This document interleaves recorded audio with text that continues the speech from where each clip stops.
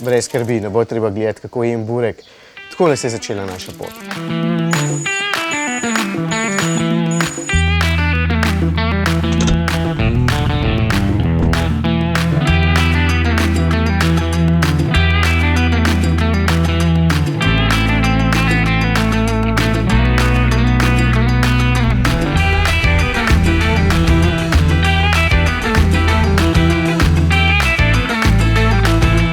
Ok, tole je boljši uvod, se mi zdi. In preden se vprašate, zakaj sem v Grčiji jedel burek, vam takoj povem, da sploh nisem v Grčiji. Trajekt je res, da po 27 urah prispel v Igumenico, no potem pa smo po dobri uri pa pol prišli sem v Albanijo, v Ksamil. In zdaj nas čakajo 3 tedni raziskovanja te države.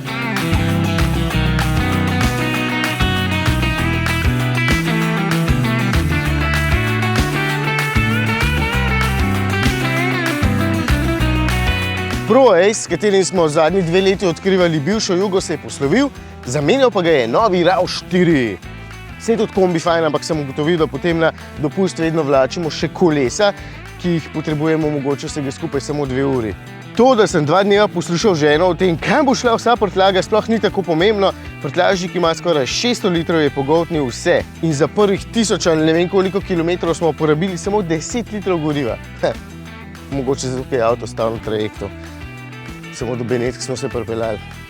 Ok, se oglasim čez par dni, ko bom dejansko imel kaj zdaj povedati o samem avtu. Pa v Albaniji. Smeti je dosti, to vidim že zdaj.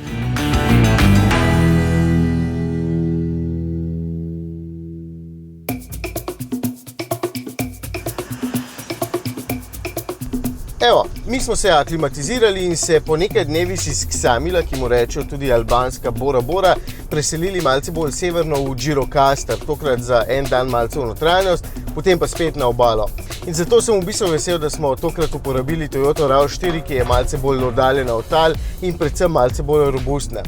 Ker avtocest na tem delu sploh ni in so hitrosti majhne, tudi poraba ostaja praktično smešna. Z velikimi več kot 200 konjskim avtom se vozimo povprečno 6 litri na 100 km. Hibrid je zakon, večinoma se peljemo samo na elektriko. Evo, tudi ta trenutek uživam v tišini, sem zadnjič ustrašil enega osla. Dobesedno osla, z oprego, ker me ni slišal.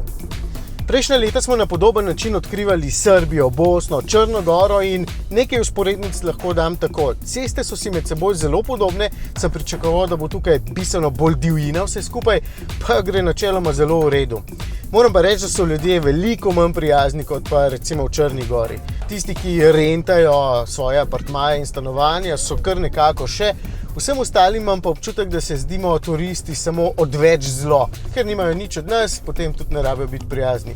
Ampak je treba kar hitro dobiti trdo kožo, sicer boste ves čas užaljeni. Imam še kakšno primerjavo. Narava, predvsem plaže, se mi zdijo tukaj še veliko lepše kot v Črni Gori. Noro lepo je, tudi v gorah je zelo lepo, je pa res, da je tudi lepa Črna Gora v tem pogledu.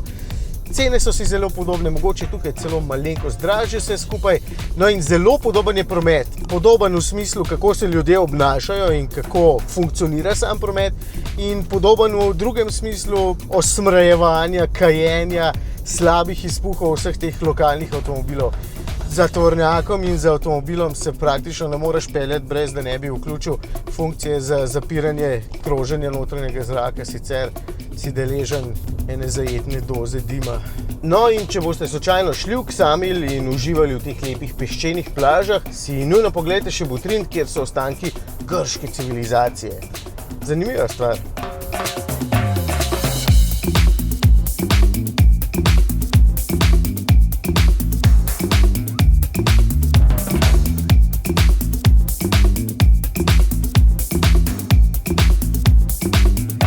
Če se mi je obala zdela bolj primerna za kakšno Toyota Supro, saj veste, športni avti in more grejo fajn skupaj, je tole okolje veliko bolj pogodo Toyoti RAV4. Gore v ozadju in samo mesto Gjirokastra s svojimi veličastnimi stavbami je tudi pod UNESCO-vo zaščito, ker gre za enega najbolj ohranjenih otomanskih mest. In trdnjava za mano je hude za pogledati, ali pa en sprehod po mestu, če naredite, oziroma če se že z avtom zapeljete po teh kamnitih ulicah do semle gor, bo pravo doživetje. To je v bistvu za vse tiste, ki ste vsaj malo pustolovski, ni namen dopusta samo to, da se za 2 tedna vržete na plažo in malo obračate, da vas se enakomerno zapeče.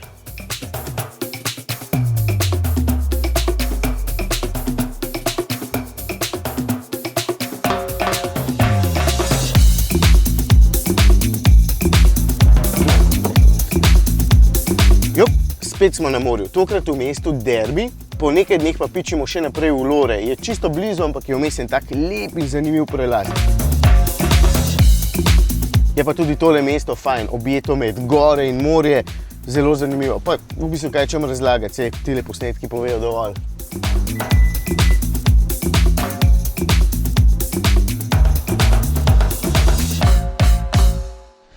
Sicer pa ugotavljam podobno kot lansko leto v Črni gori, takrat so domačini kar precej hvalili Proace, no in isto se mi dogaja tukaj.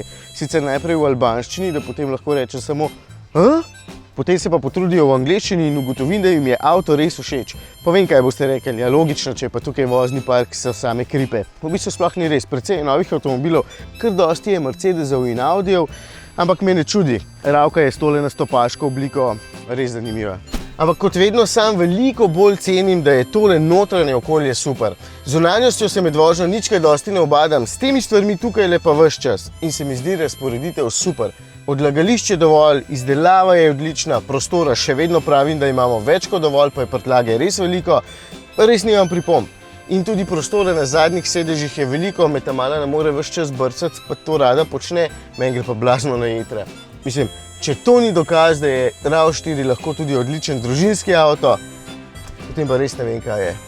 No, ko končamo z morjem, gremo pa naprej v mesto Berat. Pravijo mu mesto tisočerih oken, ker je s tistimi starimi stavbami res zanimiv, ampak bomo tam samo en dan, ker drugega ni veliko za pogledati. Potem pa naprej v Tirano. Tam živijo tirani, tiranke. Ali so mogoče tiranci? Ne, tirani se bolj sliši. Evo, Tirana, glavno mesto Albanije, ki leži ob reki Išem, upam, da sem to prav povedal. Velika je za 2 Ljubljani, približno prometno zelo podobno kaotična, se mi zdi, se vidi na teh posnetkih, ampak zdaj Toyota varno parkirana tamle dol. Glavna mesta se vedno splača iti pogledati, ker so ponavadi kar zanimiva. Mi smo tukaj spet samo en dan, ker je Tirana na pol poti med dvema našima lokacijama. Stari del mesta si vsekakor pogledajte, ker je zanimiv, kaj drugega pa najbrž tudi, če boste tukaj več časa. Predlagam pa obisku v začetku sezone, ko je malo manj vroče in predvsem manj umazano, velja za celo Albanijo, ne samo za Tirano. Se mi zdi, da po sezoni počistijo, med sezono pa jim potem ne uspe urejati sproti vsega skupaj in je v avgustu ponekod kar precej umazano. Ali pa že prej. Ker so ceste tukaj bolj tako gredo kilometri počasi. Tako sicer ne pomeni, da so zelo slabe po kakovosti, so pa pogosto speljane skozi večja mesta oziroma naselja, sem ter tja so sicer tudi malce zluknjene ali pa takole ozke zavite. In recimo med Tirano in Tetom, kamor sem namenjen trenutno, je 160 km dolga pot, zato pa bomo potrebovali dobre 4 ure. Je pa poraba kljub temu še vedno zelo ugodna, ker so hitrosti majhne. No, dolina Tet. Tja vodi slaba in ozka cesta, ta prvi del do prelaza je sicer asfaltiran in lep, naprej pa nas čaka 16 km zelo slabe poti, za katero pravijo, da je potreben 4-kolesni pogon, ampak sumim, da bo vseeno dovolj že večja oddaljenost od tal, ker je tale naš RAV4 gna samo spredaj. Sem rekel ženi, da bo vmes ona peljala en del, da bom lahko nekaj snemal, je kar prebledela. To bo še zabavno.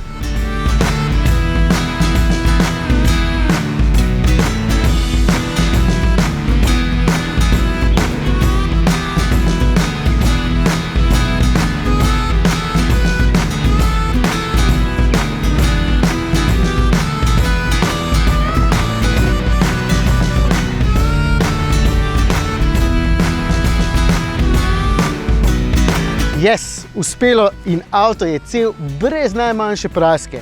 Tale pot je zelo lepa, se vidite po teh posnetkih, na vrhu gor zelo pregledna, dokaj lepa, niže, ko se spustiš, pa postane potem še malce slabša. Sem imel prav, 4-kolesno gnanega avtomobila nujno ne potrebujete, se pa boste z njim seveda počutili bolj samozavestno.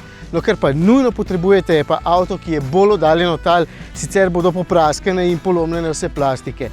Jaz sem v bistvu ponosen sam nase, da je avto ostal cel. Ponosen sem še bolj na Toyoto, ker je očitno dovolj oddaljena od tal, da nismo nikjer zadeli nobenega kamna ali česarkoli drugega. Boste pa za tole pot, ki je dolga 16 km, potrebovali vsaj 1 uro. V bistvu še več, če vas bo stric Google zavedel, tako kot je nas, in smo se v bistvu pripeljali po tej suhi rečni strugi, po še bistveno slabši poti, kot je pa tista na tisti strani, pa je šlo kljub temu. kljub temu, da smo dvakrat prečili reko. Tole na moji desni so dejansko ene najvišjih gora v Albaniji in jutri moram na eno splezati. Evo, sonček se je naredil, prej na prelazu je bilo vse oblačno, zdaj pa super. Tale tet je dejansko moja kaprica, sem si želel vzeti en dan dopusta, čisto samo zase in iti malo po gorah. Snemanje pa počasi zaključujem, ker je cela familija že živčna, ker ves čas okrog skačem s kamero. Ja, pa kakšnih 10 ali pa 15 evrov namenite še za predplačniško kartico. Albanija namreč ni v EU in če hočete biti mobilni in ne imeti strašnih stroškov, hrana je dokaj okusna in predvsem poceni. Burek iz uvoda recimo stane 40 centov, tako da se da preživeti. Za zaključek pa nekaj lepih posnetkov s tamle gor, ki jih bom naredil šele jutri, ampak že vem, da mi je uspelo.